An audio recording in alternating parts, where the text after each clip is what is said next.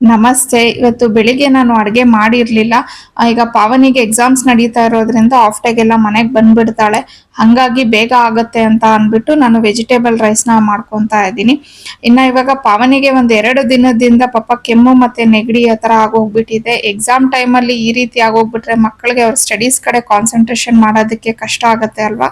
ಅವಳಿಗೆ ಸ್ವಲ್ಪ ಬೇಗನೆ ರಿಲೀಫ್ ಸಿಗ್ಲಿ ಅಂತ ಹೇಳಿ ನಾನು ಇವಾಗ ಅವಳಿಗೆ ಅಮೃತ್ ನೋನಿ ಡೀಪ್ ಬ್ರೀತ್ ನ ಕೊಡ್ತಾ ಇದ್ದೀನಿ.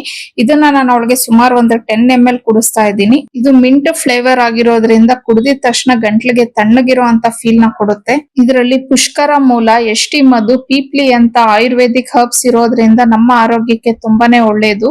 ಇವಾಗ ವಿಂಟರ್ ಆಗಿರೋದ್ರಿಂದ ತುಂಬಾ ಜನಕ್ಕೆ ಒಳ ಕೆಮ್ಮು, ನೆಗಡಿ, ಶೀತ, ಲಂಗ್ಸ್ ಇನ್ಫೆಕ್ಷನ್ ಹಾಗೆ ಉಸಿರಾಟದ ತೊಂದರೆ ಇರುತ್ತೆ.